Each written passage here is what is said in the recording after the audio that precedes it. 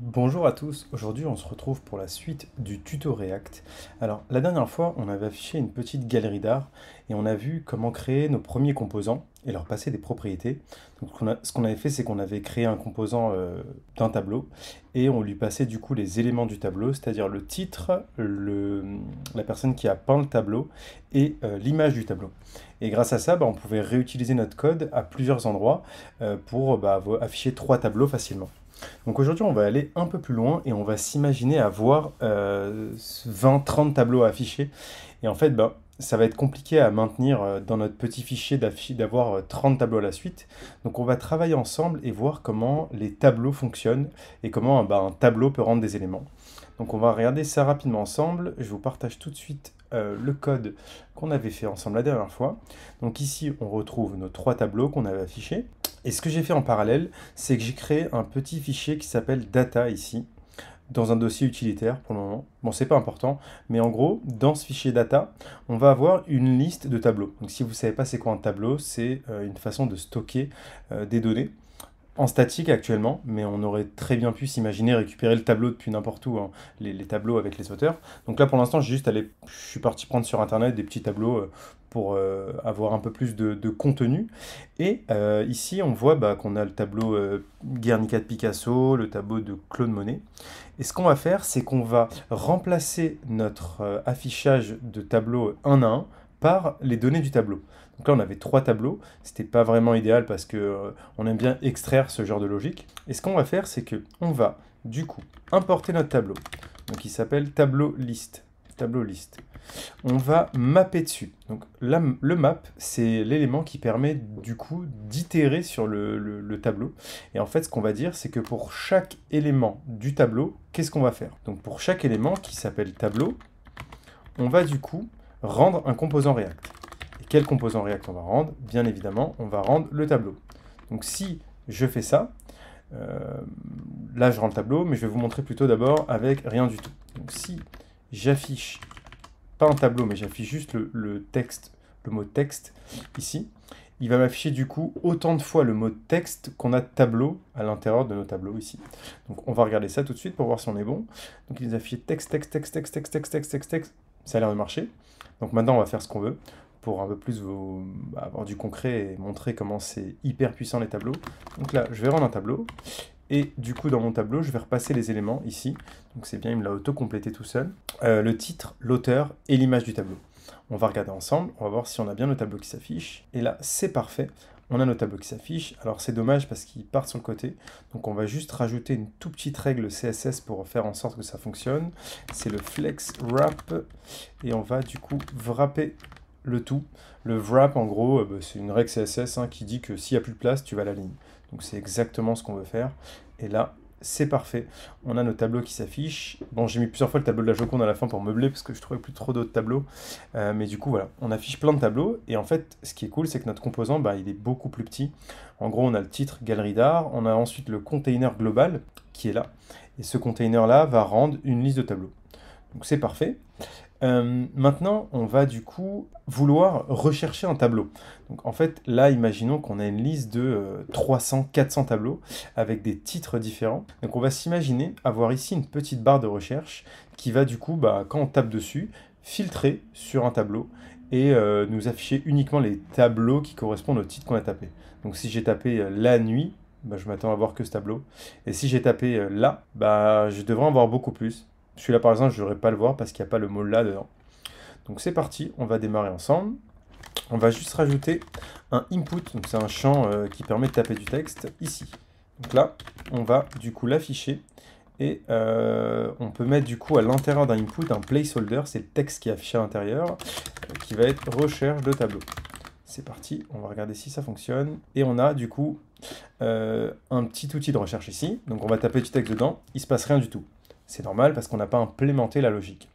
Donc pour pouvoir faire en sorte qu'il y ait du dynamisme dans React, on va utiliser les states. Donc les states, c'est une mécanique fondamentale de React qui permet de mettre à jour un composant ou plusieurs composants selon quand l'utilisateur il tape du texte ou selon un clic sur un bouton.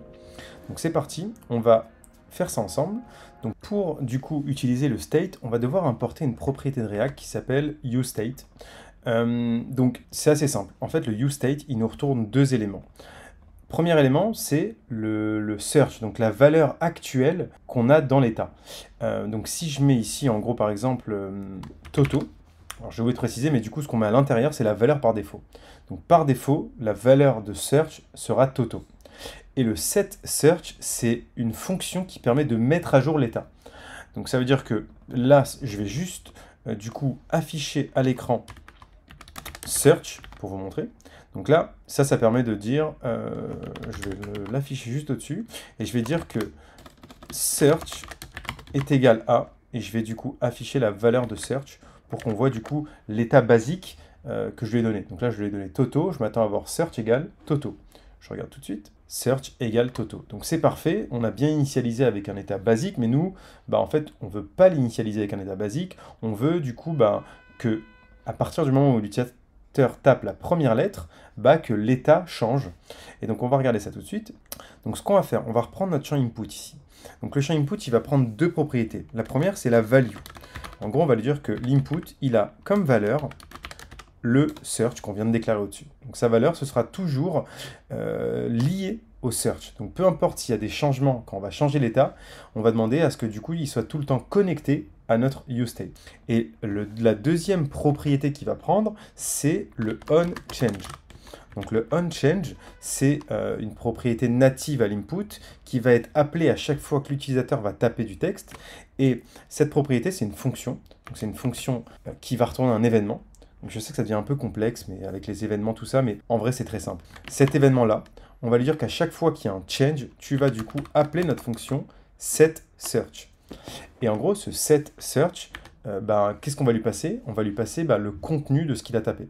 Alors, c'est un truc à connaître, tout bête, mais en gros, le contenu de ce qu'il a tapé, c'est dans l'event, donc le petit E ici, .target.value. Donc là, en gros, ce qu'on a fait, c'est que dès qu'il y a une lettre qui est tapée, on met à jour notre état. Ensuite, notre état est reflété dans le search, et du coup, il s'affiche ici. Donc on va tester pour voir et comprendre comment ça fonctionne. En gros, ici, donc il a bien relié notre état de base, qui est Toto. Si je tape autre chose, je tape par exemple la Joconde, on voit bien qu'en haut, notre état se met à jour aussi. Parce que l'input est lié du coup à search, et ici, on a lié notre input à search, mais à cet endroit-là, on a du coup affiché search. Donc on voit bien que les deux sont vraiment liés parce que c'est la même valeur qu'ils affichent. Donc je peux éditer comme je veux, c'est super cool. Et donc, maintenant qu'on a ça, on veut que la liste se filtre. Parce que là, pour l'instant, on tape Guernica et il ne se passe rien du tout. Parce qu'il n'y a pas de corrélation entre le champ input et les tableaux. Donc on va faire ça ensemble. Tout de suite, c'est parti. Du coup, pour faire ça, en fait, on a utilisé une propriété pour afficher les tableaux. Donc je repars des tableaux ici. On a mappé dessus. Ça veut dire qu'on a dit qu'on prend la liste des tableaux et on la parcourt champ par champ. Donc c'est le mot-clé map. Je le mets ici. Le map, c'était parcours d'un tableau. Donc c'est une fonction JavaScript qu'il faut connaître, qui permet du coup de parcourir un tableau. Et il y a une deuxième fonction JavaScript qui permet de parcourir un tableau, c'est le filter. À la différence du map, le filter, lui, il va filtrer le tableau. C'est-à-dire qu'on va lui donner un tableau, et en sortie, il va nous retourner un tableau plus petit, filtré selon une condition. Alors que le map, lui, on lui donne un tableau, et il retourne quelque chose. On peut modifier un tableau A et retourner un tableau B modifié, mais avec le même nombre d'éléments. Alors que le filter, lui, il va juste retirer des éléments au tableau. Donc c'est ce qu'on va faire tout de suite. On va du coup, avant le map, on va pouvoir filter. Donc ce qui est cool avec ces opérateurs filter et map, c'est qu'on peut les chaîner. C'est-à-dire que je vais d'abord faire un filter et ensuite faire un map. Donc pour mon filter ici, c'est la même chose. On lui dit qu'on va retourner un tableau. Donc on va avoir tous les éléments du tableau un par un. Donc premier tableau, je vais appliquer ma fonction de filtre. Deuxième tableau, appliquer ma fonction de filtre. Et en fait, le filter, il attend en sortie un booléen. Un booléen, c'est vrai ou faux. En gros, si la condition est vraie, il le garde. Si elle est fausse, il le retire. Donc ce qu'on va faire, dans notre tableau, on va retirer, on va faire un test simple, on va retirer tous les éléments qui ne commencent pas par la lettre L. Alors, il y a une petite méthode en JavaScript qui s'appelle startWith. Du coup, est-ce que ça marche? Oui, donc là, en fait, on récupère le tableau, mais nous, ce qu'on veut, c'est filtrer sur le nom du tableau.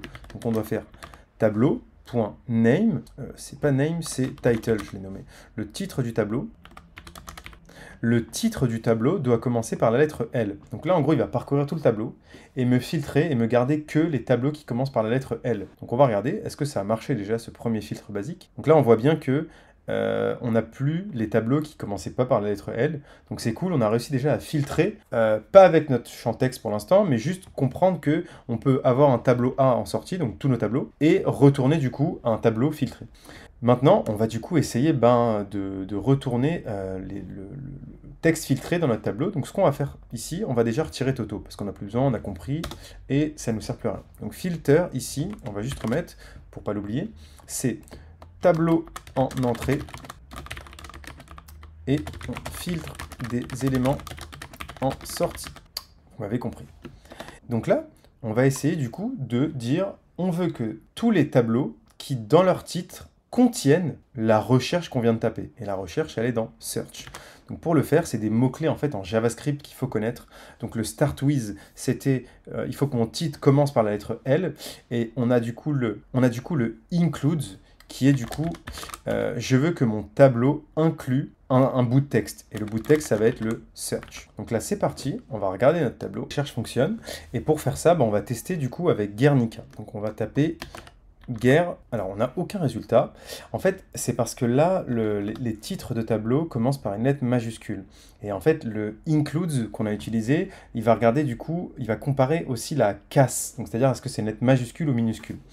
Donc pour du coup se passer de ça, on va tout convertir en minuscules, le titre et la recherche. Donc pour faire ça, on va pas le convertir du coup, on va pas demander aux utilisateurs de taper en minuscules et faire attention.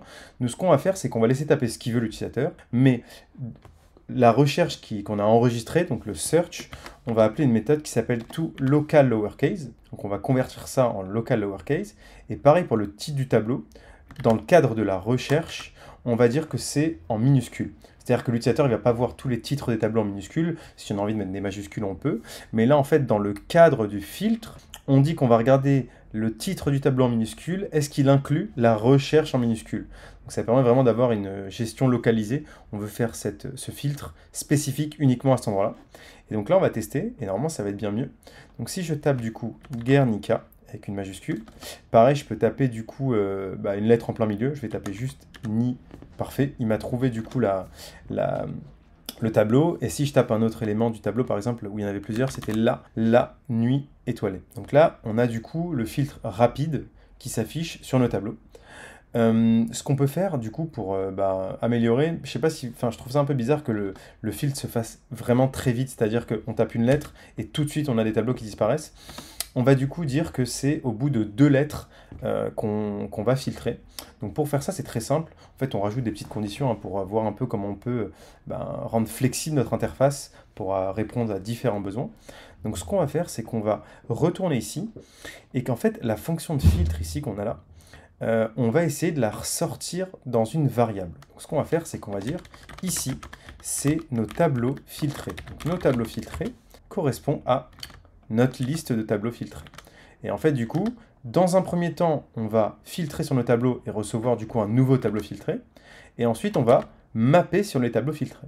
Donc là, je vais retirer le filtre, parce qu'on le fait déjà en haut. Et donc, maintenant, quand on lit le code, c'est un peu plus clair. On a une liste de tableaux qu'on filtre selon la recherche de l'utilisateur. Ce résultat, on l'a dans une nouvelle variable qui s'appelle filter@tableau. Et le filter@tableau, on va mapper dessus pour rendre nos tableaux. Maintenant qu'on a du coup sorti cette partie filtre, on peut jouer sur le fait de est-ce qu'on filtre ou non. Donc là ici, on a notre search, on est bien d'accord. Donc on va dire qu'on va filtrer selon une condition. Si notre recherche .length, length c'est pareil, c'est un mot-clé JavaScript qui compte le nombre de caractères qu'on a dans une partie de texte, donc un string. Si notre recherche est supérieure ou égale à 2, donc on a plus de 2 caractères, on va filtrer. Sinon, on ne va pas filtrer et on va retourner le tableau tel quel. Donc notre tableau filtré, il s'appelle tableau filtré, mais il est filtré selon une condition cette fois. Il est filtré selon est-ce qu'on a tapé plus de 2 caractères ou pas. Donc normalement, je retourne sur mon interface. Et ici, je vais taper du coup le G de Guernica, rien ne se passe. Si je rajoute un U, le filtre s'opère, et du coup, on a un filtre qui est un peu delay, parce que c'est vrai que c'est un peu bizarre de taper tout de suite une lettre et tout disparaît.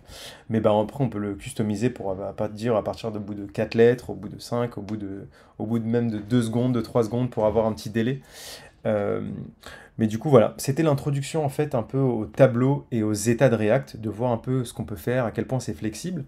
N'hésitez pas à dire en commentaire si vous appréciez le tuto. Et on se retrouve rapidement pour la suite. Et on va essayer de rentrer un petit peu dans la gestion des effets React. Donc c'est un peu plus complexe, mais bon, je pense que j'ai confiance en vous. Vous allez réussir à avancer vers la suite. Allez, ciao!